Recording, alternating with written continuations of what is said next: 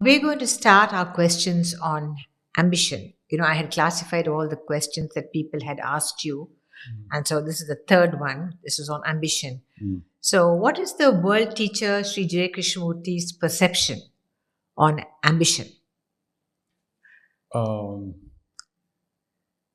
Krishnamurti said that very significantly that ambition is poison, and it's a deadly statement for proclivity in consciousness, which is itself deadly, namely ambition, because ambition entails the highest form of self-aggrandizement, and then extremely divisive in thought and feeling, and competitive, brutally competitive, and wanting to snuff out every other contender for the goal which you are seeking, and wanting to build an empire without any respect for ethical means. That's ambition.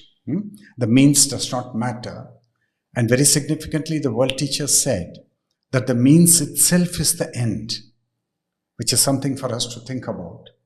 But everywhere else you will find that in mainstream society, there is a gulf between means and end. And people seem to think that you can adopt any means provided you reach the end.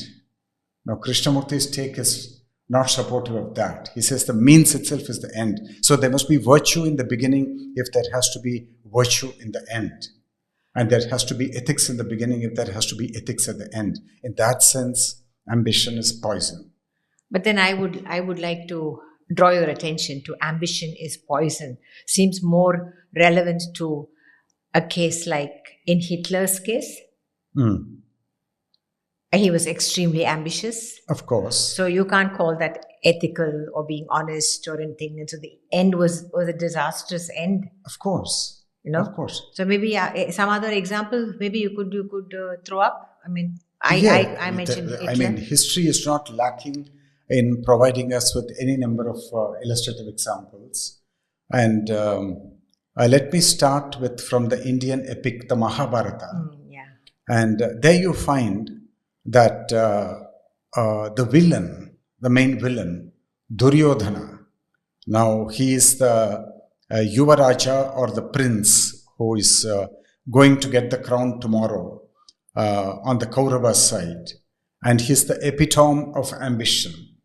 And if you watch the entire 54 episode serial on the Mahabharata, you can pick up that every cell in his body and every pore in his body is reeking of ambition, which is a kind of limitless, heightened self-centeredness, where the means does not matter at all. And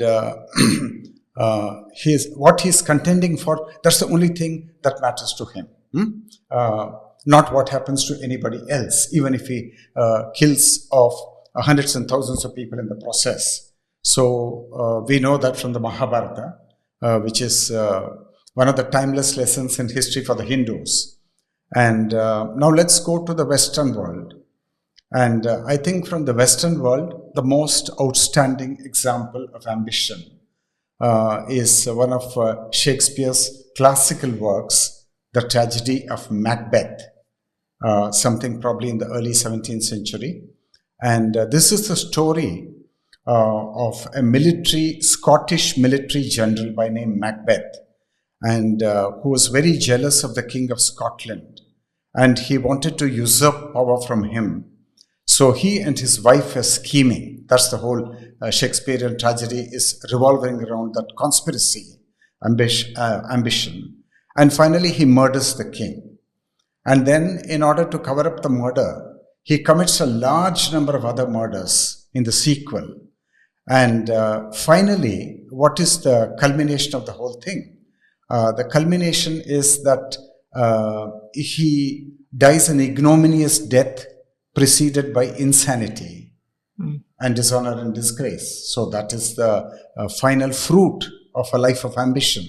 Therefore, Krishnamurti is born out that ambition is deadly poison. Yeah. And we could marshal any number of other examples in the political sphere, in the sphere of the business world. in the social sphere, and even in the spiritual sphere. If we just look around, we've got to be very alert, and we've got to watch what's happening in society, and we will discover for ourselves. We don't have to believe what the world teacher is saying, but we can discover for ourselves that this is deadly poison, and it beautifully is in sync with what Krishnamurti has said, that the self is evil, because it's the self which is ambitious. Yeah. So now what does Sanatana Dharma have to say about ambition? Oh, this is a very interesting question, because while Sri Krishnamurti is in the bullseye where ambition is concerned, and he's putting it on the table, bringing it into relief and showing it in all its ugliness and in its evil nature. Sanatana Dharma, which is the evolving and changing understanding of human life and the divine for the Hindus, is more understanding of how this evil comes into existence. And in the deeper Hindu view of life, evil actually cannot be snuffed out from the totality of life. It has got a way of creeping in through the back door, if not through the front door. Two sides of the same coin?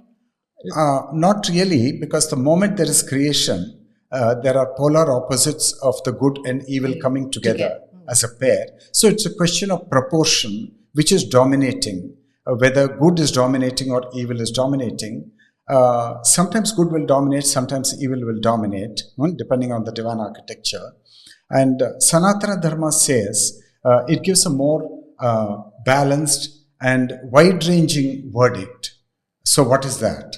So it says that the totality of man's life may be divided into a materialistic part one consisting of artha and kama. Artha is quest for wealth and quest for name and fame, and kama is the pursuit of pleasure, the aesthetic enjoyment of life. That's part one. And part two is the quest for the divine, because we need that in order to end the suffering, which is inevitable in part one. So there are two parts in Sanatana Dharma. And Sanatana Dharma says that in part one, this evil of ambition cannot be entirely snuffed out. And it is wise enough to see that even if we allow this evil, because we cannot snuff it out, it's anyhow going to erupt like a volcano. And it's going to burn itself out and end in disaster and calamity. You can see that even in modern society, not only in distant history, but even in our own times. So it allows that ambition, not because it is fostering and welcoming that ambition and pampering that ambition, no, because it realizes that it is unavoidable. So it allows it to be, the evil to be. And then the evil will play out, and then it will come to naught. That's the inevitable end. Now, when you come to Dharma and Moksha, Sanatana Dharma is more stringent. It is very clear in its verdict, like the world teacher. It's saying that in the spiritual spheres of Dharma and Moksha, ambition has no place, because Dharma and Moksha are all about self-abnegation, winding up the show of the self and bringing it to naught. And obviously, on that canvas where the whole thing is to wind up the show of the self, there you cannot talk of self-aggrandizement. There is no place for it. So Sanatana Dharma, in part one, it is condoning, it is tolerating, it is inevitably admitting. And part two, it pulls the guillotine on the neck of ambition. So Sanatana Dharma's verdict is that. Yeah. So that would be the stark difference then, perhaps, in the perception of Sanatana Dharma and Krishnamurti's perception of ambition. Yes. To some extent, there's an overlap, isn't it? There is, of course, there is an overlap, and yes, that is there is a sharp difference. The verdict of Sanatana Dharma is more magnanimous, is more broad-minded, and because it realizes the inevitability of evil in life, and therefore it apportions a portion of the totality of life where this evil can take birth and where it can reside and where it can self-annihilate itself. Now, Krishnamurti is talking entirely of the spiritual sphere of dharma and moksha, where evil has no place, because it's a contradiction. You cannot have self-aggrandizement where you must have self-abnegation, where you must have the ending of the life of the self. So, Krishnamurti pertains to one sphere and Sanatana Dharma pertains to a broader sphere. Yeah. Okay. Okay, now let's move on then to the next lot of questions. Okay, this is on turning inward. So, Sri J. Krishnamurti has repeatedly drawn considerable attention to this process of turning inward. So, can you elaborate on this? Yeah, this is one of the terms which are so characteristic of Sri J. Krishnamurti, because I've said elsewhere that the whole tenor of the teaching and the direction of the teaching represents a paradigm shift. And this turning inward is one of the new words in the vocabulary of Krishnamurti. And what does it mean? Now, usually, the whole very, very subtle,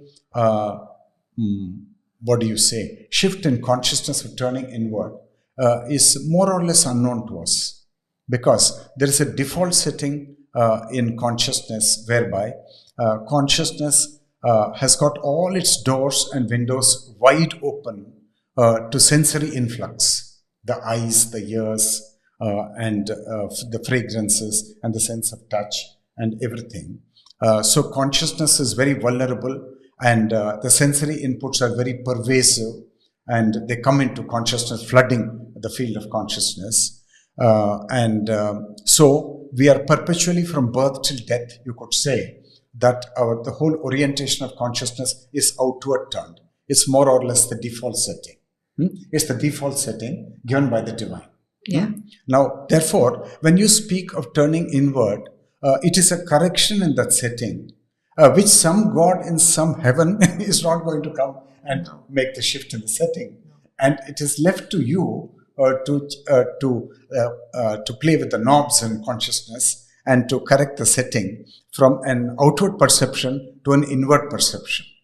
It is left to man and his wisdom and his understanding for him to do the correcting of default setting, which is given to us by nature.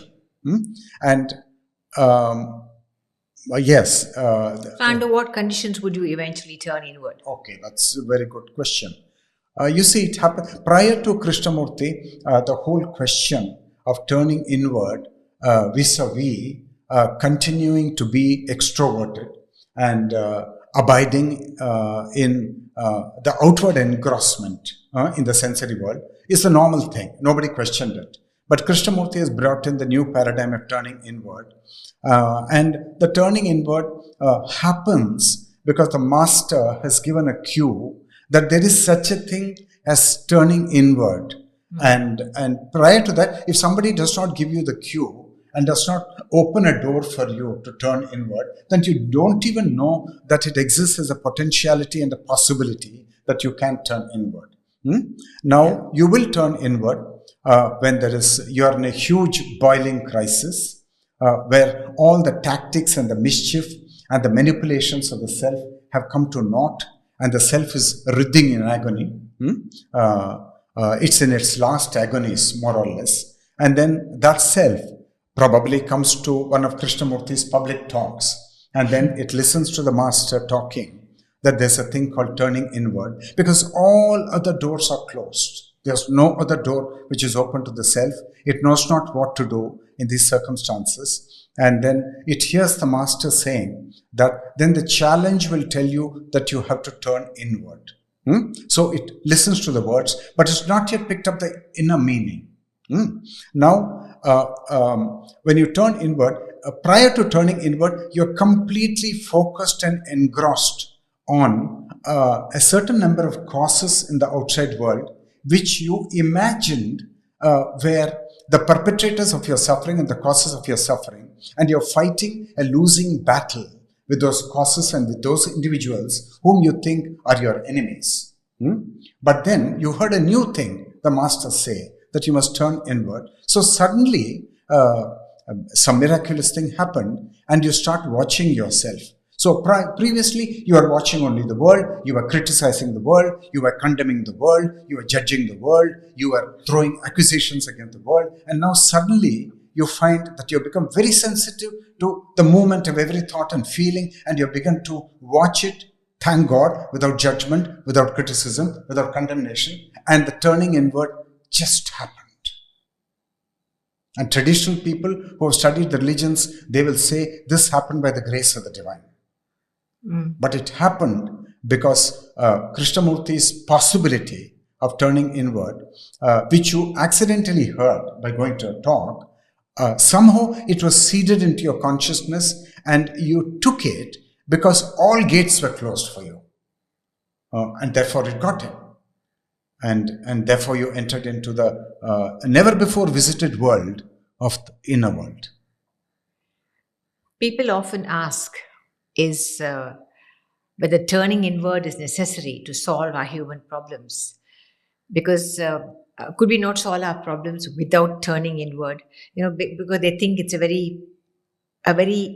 it's an unheard of thing. And no matter, even if they might have sat at a lecture by Krishnamurti, but they really would not really comprehend what that meant, and they would just think that perhaps it is something that those are just words which have just gone in.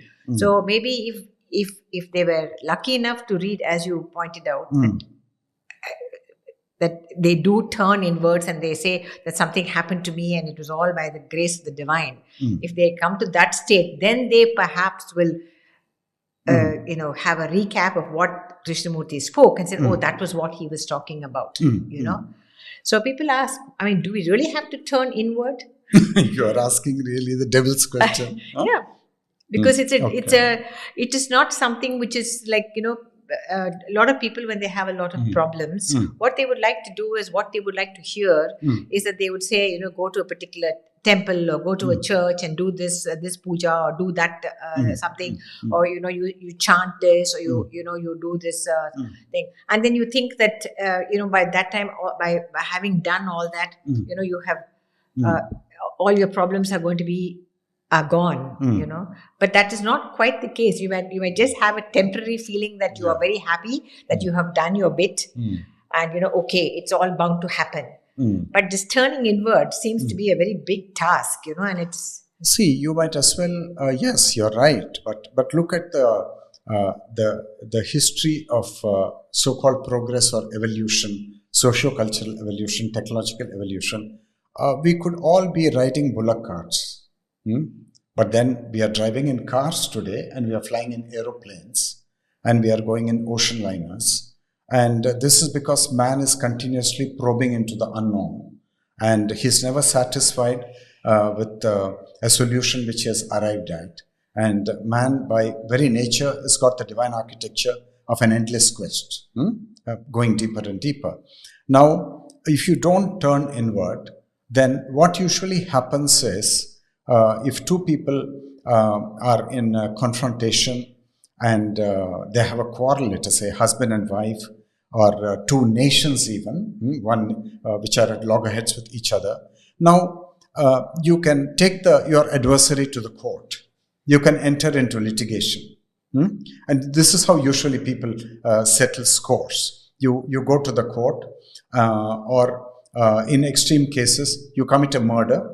You kidnap the child of your adversary, and you do all sorts of macabre things like that, because man is fundamentally evil, and the evil doesn't reside outside of him. It's there right in his heart. And the question is to understand it and to put it in its proper place so that good prevails over evil. There's a balance. That's the whole unfolding of the spiritual life.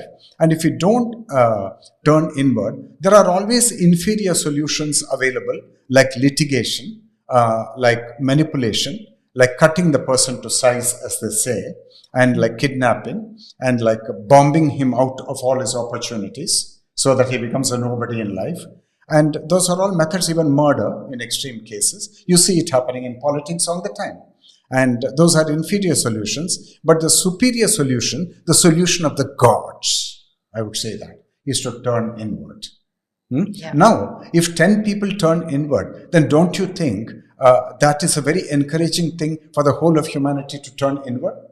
And if there are no examples at all of people having turned inward, then doesn't it make it very difficult for the whole of humanity to draw inspiration and then turn inward? Yeah. Yes. So therefore, this is a more intelligent solution. This is a durable, everlasting solution to the problem of duality and the problem of enmity and the problem of suffering. And so the Masters is opening a door there, this turning inward. It's a new door. Yeah. Very consciously has opened it. Now, just like turning inward is something which is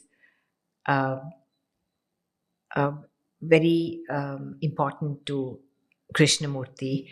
There must be a lot of special vocabulary which we have to learn as we go along these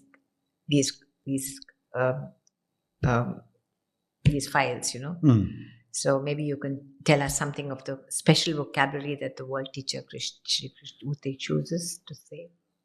Yes, there's a whole set of words which Sri Krishnamurti is using in a new way. And we have got to be very sensitive to those words if we have to understand the tenor of the world teacher's teachings.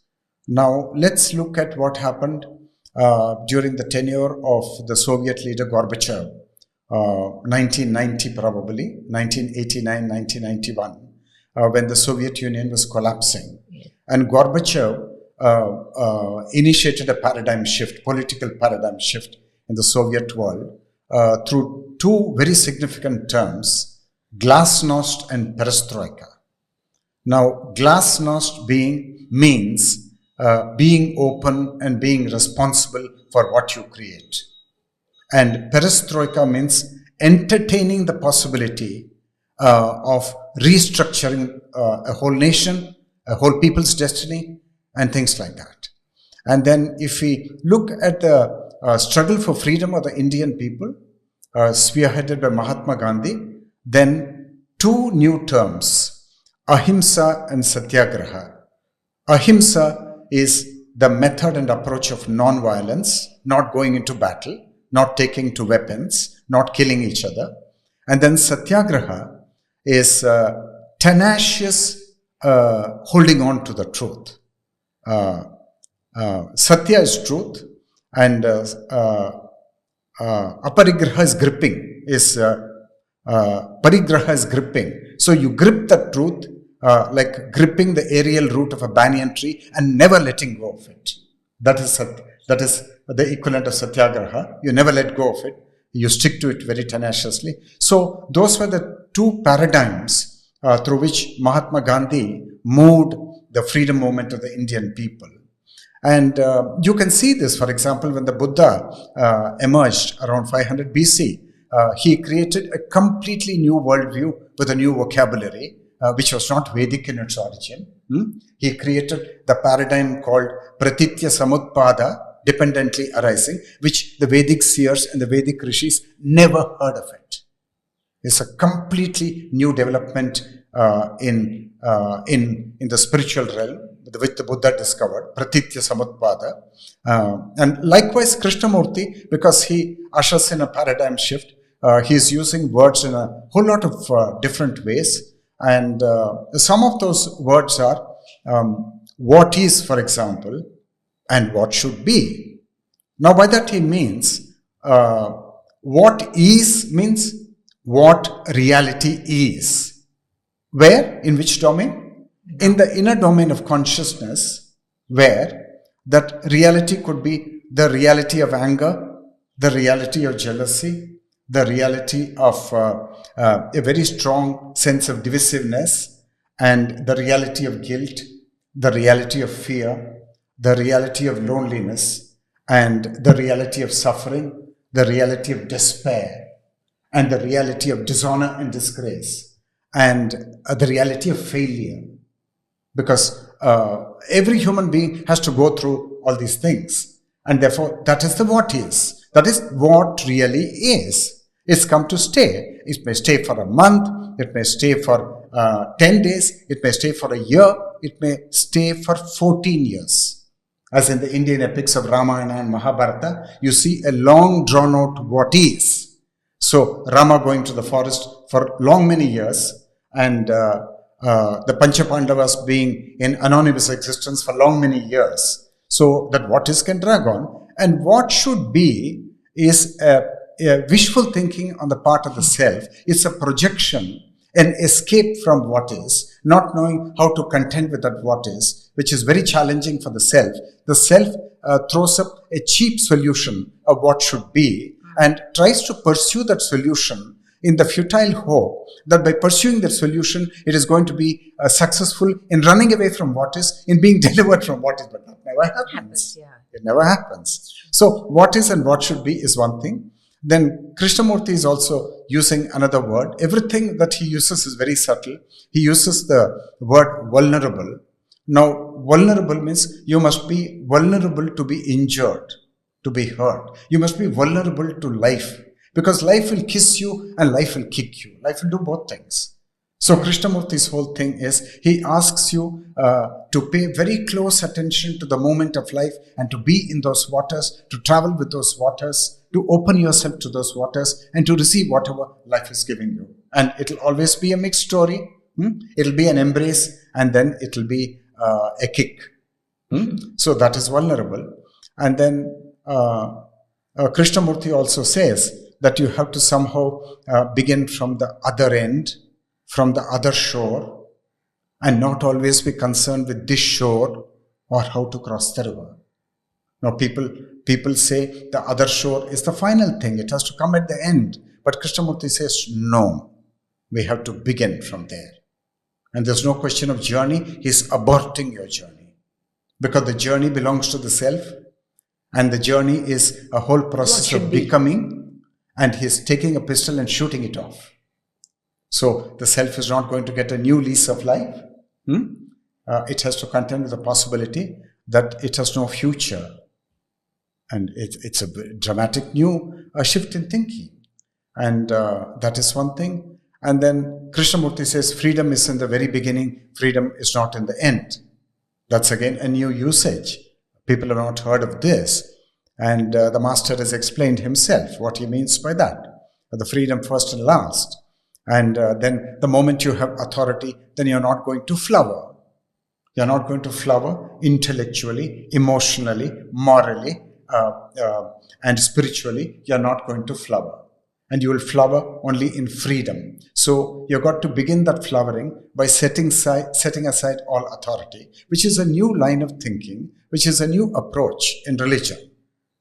Yeah. So the master has got a whole repertoire of new words and new expressions and new phrases. And we need to consider every one of them very carefully and discuss them very well.